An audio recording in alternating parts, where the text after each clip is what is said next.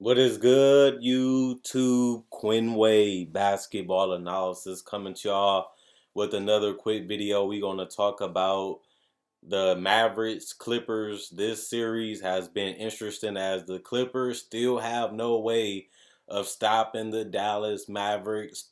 Although Kristaps Porzingis has struggled to really make a consistent impact on this series, and Dallas has actually won two of the games. One he did play well, and even though he didn't play well, the Mavericks was in this game and had a chance to win it, but they just continued to leave guys open, and it ended up hurting them to the point where they could never get over the hump because of it. Marquise Morris hit a couple big threes that pretty much kept the Clippers ahead, and they just coasted from there. Kawhi Leonard came out aggressive just like he did in game two. Paul George knocked down some shots and pretty much did that throughout the whole game, didn't go cold. Zubac, we seen him do a little bit more defensively, even though he was helpless against Luka. Everybody on his team cannot guard him. If Luka's making his threes, he's unguardable, especially now that he added the little fadeaway alongside finishing in the push shots. But he has to make free throws. He had a situation in the fourth quarter where the lead could have got cut and put pressure on the Clippers, but he couldn't even make free throws to even give his team points, which means they scored nothing those possessions. And you just can't have that happen if you're trying to come back and even, at that point take a 3-0 lead where you only have to win one game to, advance and beat the Clippers. So the Clippers, to me, didn't show me enough to where I'm confident that they can still win this series. They defense wasn't locked in. Still gave up a lot of opportunities, and a lot of these guys just missed shots or they just rushed them, and the Clippers benefited on it. Rondo was a good addition. He did make some aggressive plays, whether it was passing, getting to the bucket, or just knowing where to be at on the court and making the right play. Not having Serge Ibaka has been detrimental to their defense. That rim protector that can switch, that rim protector that can stretch the floor. They just don't have that. Nicholas Batum needs to show up. He was supposed to be a big acquisition for them. He hasn't been able to give them consistent scoring. Morris got to stay out of foul trouble and stop doing all this talking and just play basketball. And when I look at the Mavericks, they just got to continue to execute. They play. They got to continue to execute what they've been doing. The Clippers have nothing for them. If the Mavericks continue to move the ball and play off Luka, that should be enough to win this series because that's how they have been winning the games. The only problem with them is finding better ways to defend the Clippers, as the Clippers have basically been allowed to let Kawhi Leonard and Paul George do whatever they want, and then when the help of the double team comes, the Mavericks are not communicating and rotating in the proper ways, and that's leading to dunks or layups or even wide open threes like we've seen with Morris. And that just can't happen in a playoff series, in the playoff game, especially when guys are hitting multiples in a row. That gives them confidence to keep shooting them. And we've seen that ultimately kill the Mavericks. Porzingis needs to step up. Tim Hardaway Jr. didn't have the impact that he had in the first two games that they won, and Luka got to stay healthy. This team is really based off him and how he plays, how he shoots, and how he picks apart defenses. So he has to stay on the court, and he has to play a lot of minutes, and he has to continue to be aggressive in attack. And that's why they have a 2-1 lead. We'll see what the Clippers do as they are short a little bit of personnel. I thought that Reggie Jackson starting was random, but he has been one of their better offensive players throughout the year. And they also can't really get much out of Beverly, who can't stop Luka or really anybody at this point. So they went for more scoring and more attack, and Reggie can do that. But he has to continue to hit his threes also when he's on the court if he wants to really be, a big difference maker. He is a player that can put up numbers. He is a player that can make a difference. He just has to do it for majority of this series that is already in game four heading to the next game. I also want to talk about the Milwaukee Bucks sweeping the Heat. The Heat came out with the right attitude. They moved the ball. Jimmy and Bam was very aggressive, hitting mid-range floaters, jump shots, and the guys was making their threes. It just couldn't hold over a 48-minute game, and it was unfortunate because the Heat was doing the right rotations. They was doing the right, team way. They just couldn't ultimately get over that hump because they started to slow down. They started to miss easy opportunities, and the Bucks took advantage of it in transition.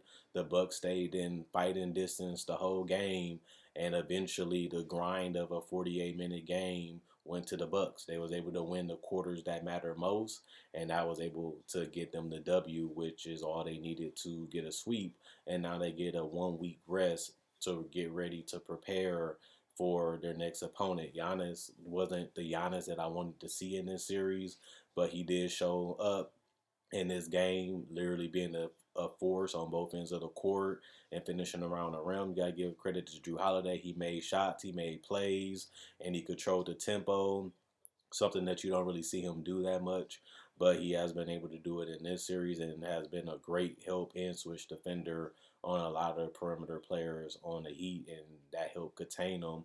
Middleton had a big game. He was more aggressive offensively, looking for the pass, looking for his shots, and it was falling, and the role players stepped up. Brent Forbes had another great three-point shooting game. Some was tough, some was open, and he made them pay. And if Dante DiVincenzo doesn't do that, Brent Forbes will. He's not the defender that DiVincenzo is. He's not the athlete that DiVincenzo is, but he gives you the space that you need when guys help rotate or collapse in the paint. You can have that guy that can make them pay, and he did that all series, and that's one of the big reasons why the Heat got down. When you look at this series for a Heat fan, you can't take nothing away from this series because y'all sucked. Heat fans, to be honest, y'all suck.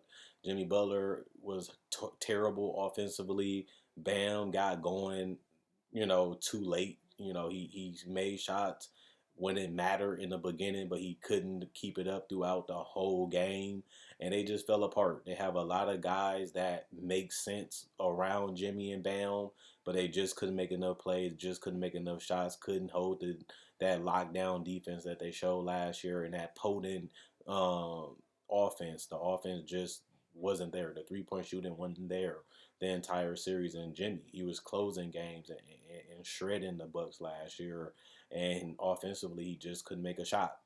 He just couldn't. He just couldn't make a shot for all 4 games, and he was one of the big reasons why they was able to beat the Bucks. His fourth quarter closing was huge for them beating the Bucks last year, and he was a no show. And when you're paying a guy this much money, and he was coming into the playoffs hot, and he was finishing the year hot, he was cold in the playoffs, and that's a bad look. And his teammates followed in the third and the fourth quarter, just couldn't make enough shots, just couldn't lock down defensively, and now they're out. The Bucks should be happy that they got the job done, and now they can move forward to the next series. The Blazers ended up having a better game. I feel like Dame finally got some help.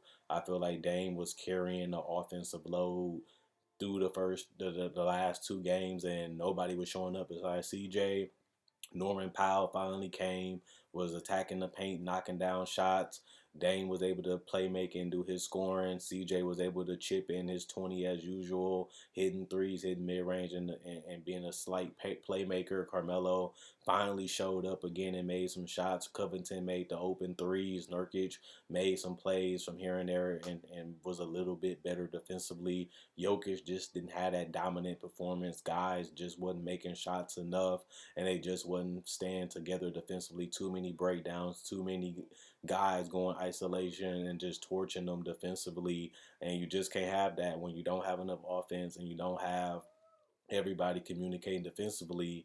Is a recipe of disaster. Portland has a lot of scorers. They have a lot of shooters. They have a lot of guys that can score buckets on their own, whether it's in isolation or just catch and shooting.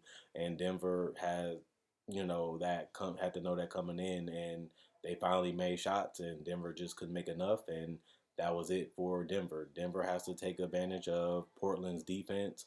If they can't make plays and make shots, Portland will win this series. If Denver can play better defense and communicate way better than they did today and actually make their shots, then it could be a longer series and Denver probably can win it. But I still got Portland winning this series just because they have more firepower, and that should be enough to beat a crippled, banged up Denver team. And it's sad for the fans, but it's true. I also want to talk about the Lakers Suns game. I feel like the Lakers, when I was watching the game, the Suns was playing a slow pace and they was grinding a little bit. And I feel like the Lakers finally took control. LeBron was attacking the paint. He was making the passes. AD was finishing and ones, dunking, finally making some shots from the perimeter. Aiden, I still feel like has lived up to the hype, has been 20 and 10 for the entire series.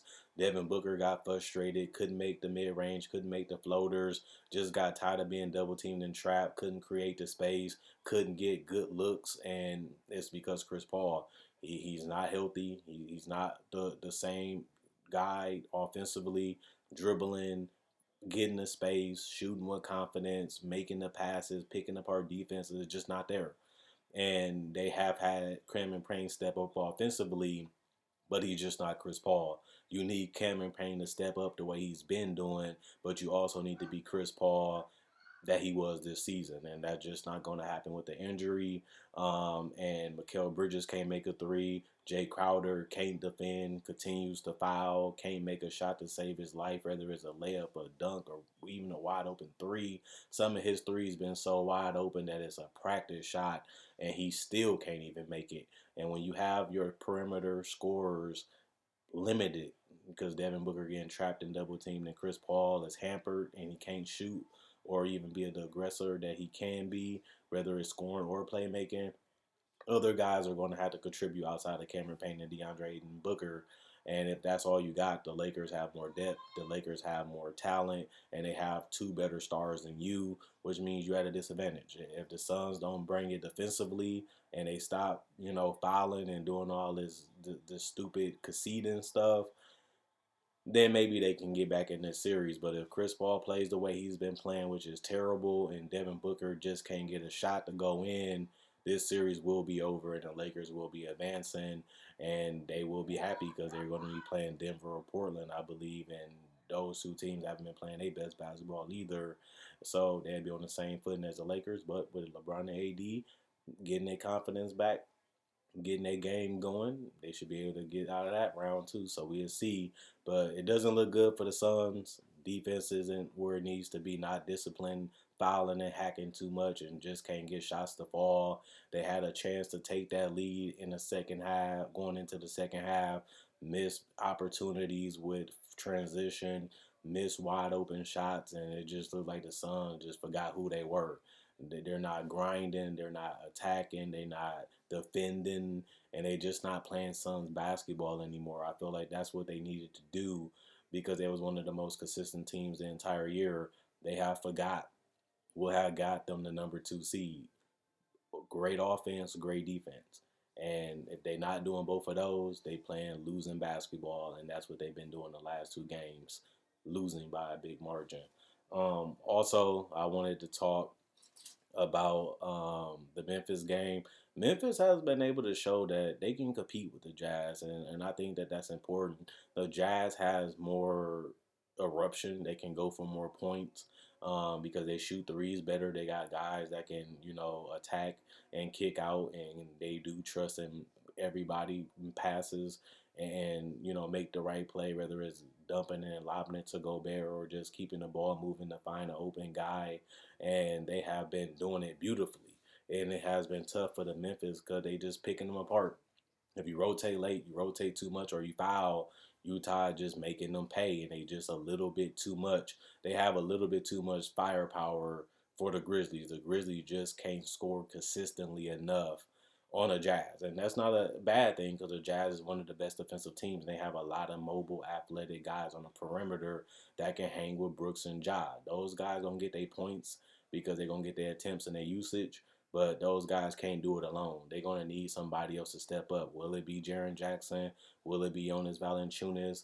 Will it be somebody that we don't know, like Brandon Clark or something? They're going to need that third and fourth guy to consistently step up if they're going to beat the Jazz and win this series. The Jazz have had multiple guys, whether it's O'Neal, whether it's Conley, whether it's Clarkson, whether it's Bogdanovich, whether it's Gobert going for 20 and 10, stepping up, and the Jazz just need that juice. They just need that injection. They just need that extra spurt just to get them over the lows, and when they get stagnant offensively, and they just haven't been able to find a guy to do that yet. Maybe they need that third guy. I always feel like Justice Winslow was supposed to be that guy. That didn't happen. He's always injured. Jaren Jackson hasn't been shooting the three ball enough to make Gobert allow himself to really contest it. Because you'll give it to him. If he ain't going to make them, then you'll let him shoot them. John Morant has showed that he can knock down some threes, but he has been finding ways to balance out playmaking and scoring, and he needs other guys to step up, and they just haven't been able to do it, which is unfortunate, but that's the reality of it. Last game I want to talk about is Philadelphia. Philadelphia, they just look better. Steph Curry has looked amazing. Danny Green is letting them three balls fly, and they just going in. Joel Embiid is hitting them from three. He's dominating them in the paint. Ben Simmons actually wants to score against the Wizards. He's pushing the pace. He's attacking the paint. He's staying around the dunker spot and just getting layups, dunks, and offensive rebounds. And the Wizards just don't have enough talent. Davis Bertans, where is he? They paid him this money. He was making all these threes. He hasn't done anything. Rui, I give him credit. He stepped up in game 3, knocked down some big threes, knocked down some mid ranges. They need him to be aggressive, but Westbrook just can't make a shot to save his life.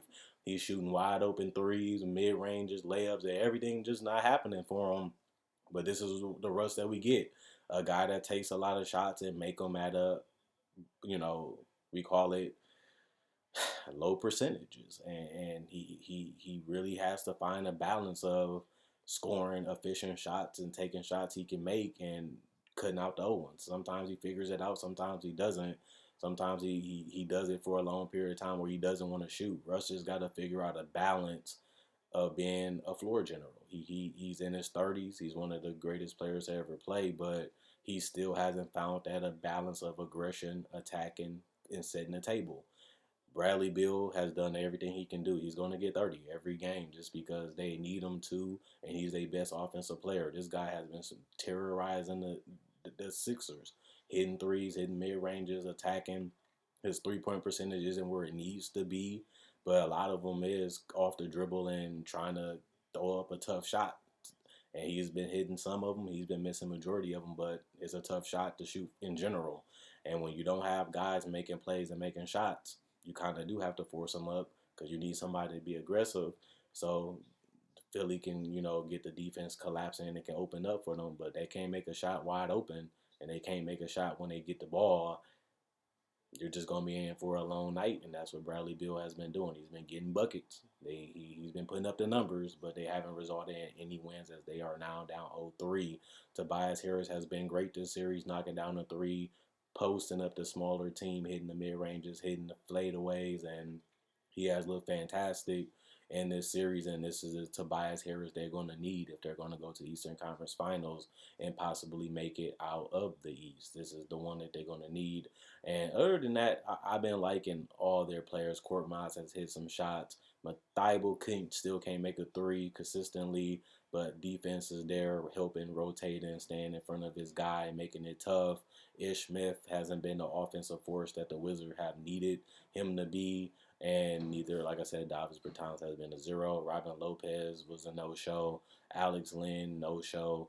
They really have a lack of talent. They are a literal 8 seed, a team that has two guys that can make an impact on the game, but other guys that are wild cards. And if you don't know who your third or fourth best player is going to be each night, then you're in trouble. And Philly knows that Joel Embiid, Ben Simmons, and Tobias is going to show up, but they also know that Danny Green, Seth Curry, and I can go on, are going to step up. And the Wizards just don't know that still to this day, and they in the playoffs. Now they down 0-3. They have been absolutely dominated in all 3 games. They make runs. They show that they can compete, but they just can't do it for a 48-minute game. And that's unfortunate because all the games are 48 minutes. And if you can't score enough points and you can't defend at a high level, because most of the shots that Philly are getting is wide open. They taking some contested ones, but a lot of them, they just conceding baskets. Well, you open, we'll let you shoot it, or I'll let you have it because I'm not going to rotate. I'm not going to contest it. And Philly has just been making them pay time and time again, whether it's from dunks, whether it's from layups or wide open threes. And if they're going to play defense like that and they're going to struggle to score, they're going to get swept. They're going to be the second team to get swept after the Heat. And Philly has looked dominant. They have looked like a team that can really dominate on both ends of the court. We just have to see when they go against better competition, can they, continue to play at this level. But other than that, that's all I got for you guys today. A lot of teams on the verge of going home. A lot of teams are are are frustrated, and a lot of teams are realizing that they got a lot more work to do if they really want to bring home that Larry O'Brien. But other than that, the great teams have been great, and the teams that's young and the teams that still finding themselves along the way are the ones that's struggling to consistently win. Now we just gonna have to see who will be the victors in the complete series. Teams still have times to figure it out. They have time to make adjustments, and they still do have time, to win a series. We'll just see who comes out on top. Other than that, Quinn Wade basketball analysis. Hope you guys enjoyed your Saturday. I'll be back hopefully with a video tomorrow, recapping the games of that day. Other than that, I'm gone.